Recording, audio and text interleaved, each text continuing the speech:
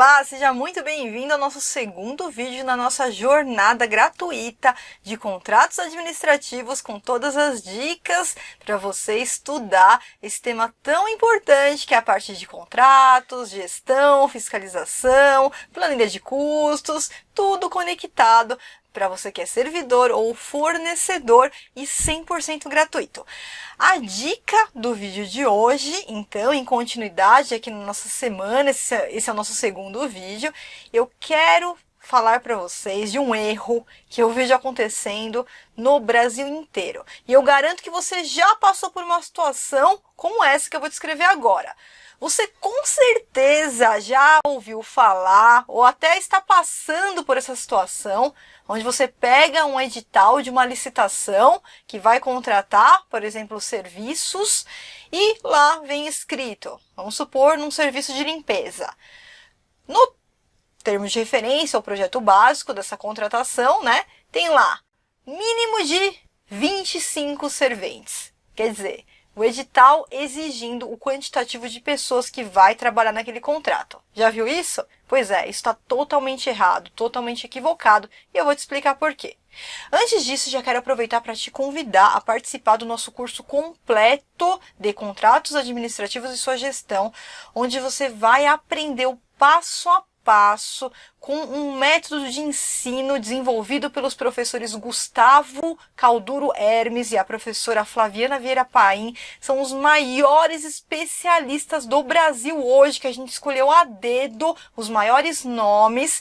Tudo o que eu sei sobre contrato administrativo e planilhas de custo eu aprendi com eles, tá? E você vai ter a oportunidade de ficar uma semana com esses dois professores sumidades no assunto, tirando todas as suas dúvidas num método avançado de estudo somente de contratos administrativos, gestão, fiscalização, aditivos, penalidades, rescisão contratual e composição de preços, porque o fiscal, o gestor e o fornecedor precisa desse conhecimento, senão ele não tem como fiscalizar aquela execução contratual se ele não entender a fundo como é que funciona a questão da planilha de custos, principalmente em terceirização, em serviços continuados, né? A gente tem que conhecer a fundo mesmo essa parte aí da composição de preços, tá? Voltando aqui para o nosso tema, quero aproveitar então e falar para vocês que esse erro é comum. Por que esse erro é comum?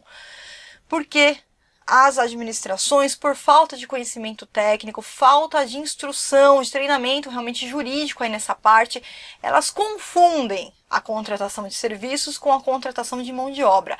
Quando você falar em contratos administrativos, a Lei 8666, pessoal, não se contrata mão de obra, não se contrata empregados, não vai se locar mão de obra ou pessoas, a gente contrata serviços. Presta atenção. Terceirizar, quando a gente fala que nós vamos terceirizar o serviço de limpeza aqui do órgão, nós não estamos querendo contratar faxineiras, serventes para limpar o prédio. Não, a gente não quer contratar pessoas. Nós contratamos o resultado do serviço dessas pessoas. A gente contrata serviço e não pessoas. Não se contrata pessoas pela Lei 8666. Contratação de pessoas físicas, né, para ser servidor, por exemplo, é outra coisa. A gente tem concurso público para isso, a gente tem outras formas de contratação. Então, Lei 8666 contrata-se serviços. Por isso que na contratação de um serviço de limpeza, você não contrata serventes, você contrata, sim, um metro quadrado limpo, por exemplo. É nisso que as instruções normativas, desde a instrução normativa número 2, vem batendo para que os órgãos corrijam essas deficiências com um método de contratação por resultado. Então, ao invés de contratar um servente, 2 serventes, 3 serventes, a gente vai contratar tantos metros a ser limpos. E aí, o fornecedor que vai verificar quantos serventes são necessários. Por quê? Claro, você como administração, você tem que ter conhecimento completo de quantos serventes seriam necessários para limpar lá tantos 1000 metros quadrados, tá? Mas você não vai especificar no seu termo de referência, no seu projeto básico, o quantitativo de pessoas. Você vai especificar a metragem que vai ser limpa, tá? E aí ele vai ter que, então, entrar com um quantitativo de pessoas humanamente possível de se limpar aquela metragem. É por isso que a Instrução Normativa número 5 de 2017, ela traz um quantitativo estimado. Então lá a gente tem um quantitativo estimado.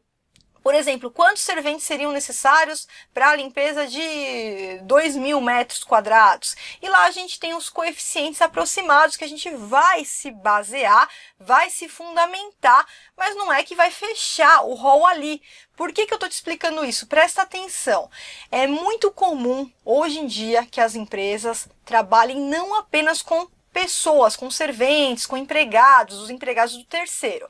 Eles trabalham também com equipamentos, por exemplo, robôs que efetuam serviços de limpeza, lavagem, aspiração, e aí o servente vem e finaliza, opera aqueles robôs. Por isso que não é humanamente impossível o que a gente faria, por exemplo, com 15 serventes, a gente de repente conseguir fazer com 11, com 12, com 10, porque os robôs entrariam aí no meio. Então, como que a gente faz? A gente, claro, que para precificar, a administração ela faz na sua fase de planejamento uma pesquisa de mercado. Essa pesquisa de mercado, a administração, ela tem uma planilha de custos, onde ela faz todo o estudo, verifica o quantitativo de pessoas que seriam necessárias para ela poder precificar e saber qual que é o valor estimado daquela contratação. Mas nada impede que o fornecedor, então, de repente, entre com um quantitativo menor e ele comprove, por exemplo, por atestados de capacidade técnica, que ele conseguiu executar a limpeza daquele objeto num patamar similar ao que vai ser contratado, com um número inferior de serventes, porque ele também tem vários equipamentos que ele utiliza para fazer a execução desse serviço. Então ele faz a comprovação junto aos atestados e aí ele pode vencer sim aquela licitação. Por isso, muito cuidado, tá? Não vamos especificar quantitativo de pessoas, porque a gente não está contratando pessoas, nós estamos contratando serviços. O quantitativo vai ser sempre medido pelo resultado. Mesmo porque isso é uma garantia de qualidade para a administração. Pensa no seguinte, lembra daquelas contratações, até hoje eu vejo por aí, de contratar a administração vai fazer a contratação, por exemplo, de um serviço de digitação, tá? Vai precisar digitar páginas, né? Passar para o meio da informática manuscritos. Então, nesse momento, o que ela faz? Ela coloca lá que vai contratar o digitador por hora, né? Gente, isso daí é a pior forma, salvo exceções que a gente não tenha realmente como quantificar por resultado, mas sendo possível, a gente sempre vai estabelecer uma unidade de medida para que a contratação seja feita por resultado e não por hora, e não por homem-hora, por exemplo. Se não, imagina só você pagar para o digitador a hora dele. Ele vai ficar enrolando o máximo que ele puder, né? Você vai contratar aí a pior forma de executar aquele serviço. Mas se você for contratar por página digitada, aí é sempre interesse dele fazer o mais rápido possível dentro dos padrões de qualidade, senão ele vai ser penalizado se ele efetuar tudo errado, claro, ele vai ser penalizado.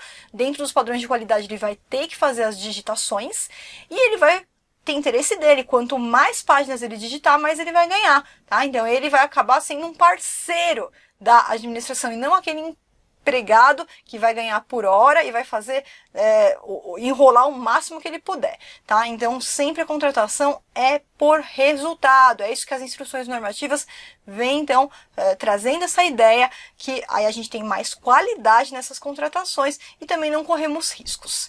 Espero que você tenha gostado do segundo vídeo. Continue com a gente para você aprender aí várias dicas totalmente gratuitas a respeito desse tema tão interessante na parte de contratos administrativos e planilha de custos. Um grande abraço para você!